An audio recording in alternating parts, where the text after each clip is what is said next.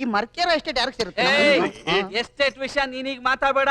ಆಮೇಲೆ ಅಜ್ಜಿ ವಿಲ್ ಬರ್ಸ್ಕೊಳಕ್ಕೆ ಬಂದಿರ ಅಂತ ತಿಳ್ಕೊಂಡ್ಬಿಡ್ತಾರೆ ಅಲ್ವಾ ಅಜ್ಜಿ? ನೀವ್ ಚಿಂತೆ ಮಾಡಬೇಡಿ, ವಿಲ್ ಬರ್ಸೋ ಟೆನ್ಷನ್ನೇ ತಗೋಬೇಡಿ. ಇದು ನಮ್ ಫ್ಯಾಮಿಲಿ, ನಾವೆಲ್ಲ ಒಂದು. ನೀವು ನಮ್ಮ ಪ್ರೀತಿಯ ರಾಜಮಾತೆ, ಸದಾ ನೀವು ನಗ್ನಗ್ತಾ ಇರ್ಬೇಕು ಅನ್ನೋದೇ ನಮ್ಮ ಆಸೆ. ವಿಲ್ ಬೇಕಾದ್ರೆ ಯಾವಾಗ ಬೇಕಾದ್ರೂ ಬರ್ಸ್ಕೋಬಹುದು. ನನ್ನ ಮೇಲೆ ಎಷ್ಟೊಂದು ಕಾಳಜಿನಪ್ಪ ನಿನಗೆ. ನೀವು ಹೇಳಿದ ಎಲ್ಲ ವಿಷಯಗಳು ಸರಿಯಾಗಿದೆ, ಒಂದು ವಿಷಯ ಬಿಟ್ಟು, ಆ ವಿಲ್ ಬರೆಯೋ ಬಗ್ಗೆ. ಅಜ್ಜಿ ತುಂಬಾ ಆಯಾಸ ಆಗಿದೆ ಅನ್ಸುತ್ತೆ. ಹೌದಪ್ಪ, 100 ವರ್ಷ ಅಂದ್ರೇನು ಸುಮ್ಮನೆನಾ? ಅಯ್ಯ, ನಿಮ್ಗೆ 100 ವರ್ಷ ಅಂದ್ರೆ ಯಾರು ನಂಬ್ತಾರೆ? ನೀವು ಬಂದಿದ್ದವ್ರ ಮಾತನ್ನ ಕೇಳಿಸ್ಕೋಬೇಕಾಗಿತ್ತು. ಎಲ್ರದ್ದು ಒಂದೇ ಪ್ರಶ್ನೆ, 100 ವರ್ಷ ಆದ್ರೂ ಮುಖದಲ್ಲಿ ಒಂದ್ ಸುಕ್ಕು ಇಲ್ಲ, ಇಷ್ಟು ಚೆನ್ನಾಗಿರಕ್ ಹೇಗ್ ಸಾಧ್ಯ ಅಂತ. ನಾನು ಅದನ್ನೇ ಯೋಚನೆ ಮಾಡ್ತಿದ್ದೆ. ನೀವ್ ಇವಾಗ್ಲೇ ಚೆನ್ನಾಗಿದ್ದೀರಲ್ಲ, ಇನ್ನು ನಿಮಗೆ 20 ವರ್ಷ ಇದ್ದಾಗ ಹೇಗಿದ್ದಿರ್ಬೋದು? 1 ವರ್ಷದ ಪಾಪು ತರ ಇರ್ಬೋದು ಅಲ್ವಾ? ಲೇ ಉಮಾ, ನಿನ್ ಗಂಡ ಹೀಗ್ ದಡ್ನಾಗೆ ಇರ್ತೀನಿ ಅಂತ ಯಾಕೆ ಇಷ್ಟ ಹಠ ಮಾಡ್ತಾನೆ? ನೀವಿಬ್ರೆ ತಾನೆ ಅವ್ರಿಗೆ ರಾಜಲಕ್ಷಣ ಇದೆ ಅಂತ ನನ್ ತಲೆಗೆ ತಂದು ಕಟ್ಟಿದ್ದು. ಏಯ್ ಹೋಗ್ಲಿ ಬಿಡ್ರೆ. ನಿನ್ ಗಂಡಂಗೆ ವಿಷಯಕ್ಕೆ ಬರೋಕ್ ಹೇಳು.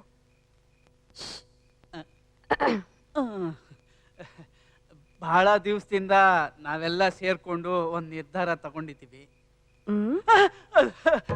ಬಹಳ ದಿನದ ಮುಂಚೆ ತಗೊಂಡ್ ನಿರ್ಧಾರ. ಅದನ್ನ ಹೇಳೋದಕ್ಕೆ ಒಳ್ಳೆ ಟೈಮ್ ಬರ್ಲಿ ಅಂತ ಕಾಯ್ತಾ ಇದ್ವಿ. ಆಗ ದಿಢೀರ್ ಅಂತ ಬಂದ್ಬಿಡ್ತಲ್ಲ ಈ ದಿನ.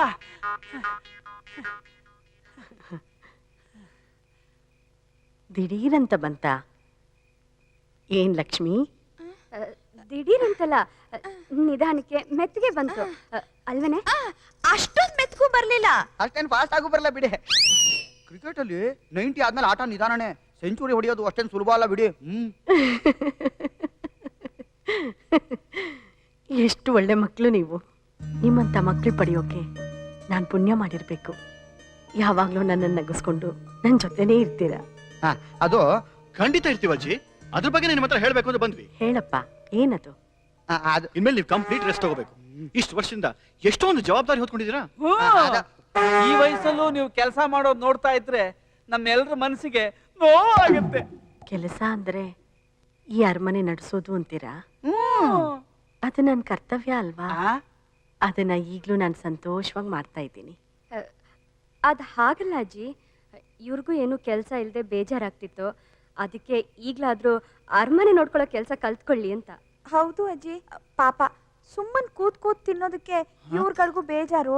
ಅದಕ್ಕೆ ಫ್ಯಾಕ್ಟ್ರಿನೊಬ್ರು ನೋಡ್ಕೊಂಡ್ರೆ ಜಮೀನನ್ನ ಮತ್ತೊಬ್ರು ನೋಡ್ಕೋಬಹುದು ಅಂತ ನಾವುಗಳೆಲ್ಲ ಮಾತಾಡ್ಕೋತಿದ್ವಿ ಅಲ್ವೇನ್ರಿ? ಹೌದು, ಜವಾಬ್ದಾರಿಗಳನ್ನ ಹಂಚ್ಕೊಂಡ್ಬಿಟ್ರೆ ಯಾರಿಗೆ ಯಾವ ರೀತಿ ಕನ್ಫ್ಯೂಷನ್ ಇರಲ್ಲ. ನೀವು ಕನ್ಫ್ಯೂಷನ್ ಅಂದ ತಕ್ಷಣ ನೆನಪಾಯ್ತು ನೋಡಿ, ಈ ಮರ್ಕೇರ ಎಸ್ಟೇಟ್ ಯಾರಿಗೆ ಸೇರುತ್ತೆ? ಎಸ್ಟೇಟ್ ವಿಷಯ ನೀನೀಗ ಮಾತಾಡಬೇಡ. ಆಮೇಲೆ ಅಜ್ಜಿ ವಿಲ್ ಬರ್ಸ್ಕೊಳಕ್ಕೆ ಬಂದಿರ ಅಂತ ತಿಳ್ಕೊಂಡ್ಬಿಡ್ತಾರೆ ಅಲ್ವಾ ಅಜ್ಜಿ? ನೀವ್ ಚಿಂತೆ ಮಾಡಬೇಡಿ, ವಿಲ್ ಬರ್ಸೋ ಟೆನ್ಷನ್ನೇ ತಗೋಬೇಡಿ. ಇದು ನಮ್ ಫ್ಯಾಮಿಲಿ, ನಾವೆಲ್ಲ ಒಂದು. ನೀವು ನಮ್ಮ ಪ್ರೀತಿಯ ರಾಜಮಾತೆ, ಸದಾ ನೀವು ನಗ್ನಗ್ತಾ ಇರ್ಬೇಕು ಅನ್ನೋದೇ ನಮ್ಮ ಆಸೆ. ವಿಲ್ ಬೇಕಾದ್ರೆ ಯಾವಾಗ ಬೇಕಾದ್ರೂ ಬರ್ಸ್ಕೋಬಹುದು. ನನ್ನ ಮೇಲೆ ಎಷ್ಟೊಂದು ಕಾಳಜಿನಪ್ಪ ನಿನಗೆ. ನೀವು ಹೇಳಿದ ಎಲ್ಲ ವಿಷಯಗಳು ಸರಿಯಾಗಿದೆ, ಒಂದು ವಿಷಯ ಬಿಟ್ಟು, ಆ ವಿಲ್ ಬರೆಯೋ ಬಗ್ಗೆ. ನಾನಾಗ್ಲೇ ನನ್ನ ವಿಲ್ ಬರ್ದಿಟ್ಟಿದ್ದೀನಿ. ನನ್ನೆಲ್ಲ ಆಸ್ತಿ ನಿಮಗೆ. ನಿಮ್ಮನ್ನು ಬಿಟ್ಟರೆ ಬೇರೆ ಯಾರಿದ್ದಾರೆ ನನಗೆ? ಇದನ್ನ ನಿಮ್ಮೆಲ್ಲರಿಗೂ ಸಮನಾಗಿ ಬರ್ದಿಟ್ಟಿದ್ದೀನಿ.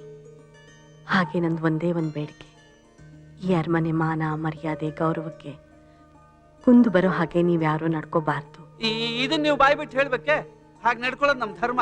ಖಂಡಿತ ಹಾಗೇ ನಡ್ಕೋತೀವಿ. ಅದೆಲ್ಲ ಸರಿ ಅಜ್ಜಿ, ಆದ್ರೆ ನಮ್ ಗೌರವ ಹಾಳು ಮಾಡಿರೋ ಜನ ಇನ್ನೂ ಇಲ್ಲೇ ಇದಾರಲ್ಲ, ಅವ್ರನ್ನ ಏನ್ ಮಾಡ್ಬೇಕು ಹೇಳಿ? ಏನು ಮಾಡೋದು ಬೇಡ. ಅವ್ರು ಹೀಗೆ ಹಾಗಿದ್ದಾರೋ ಮುಂದೇನೋ ಹಾಗೆ ಇರ್ತಾರೆ ಅಡಿಗೆ ಮನೆಯಲ್ಲಿ. ಅವ್ರು ಮಾಡಿರೋ ಪಾಪಕ್ಕೆ ಅವ್ರು ನಿಮಗೆ ಸಾಯೋ ತನಕ ಅನ್ನ ಹಾಕೊಂಡಿರ್ಲಿ.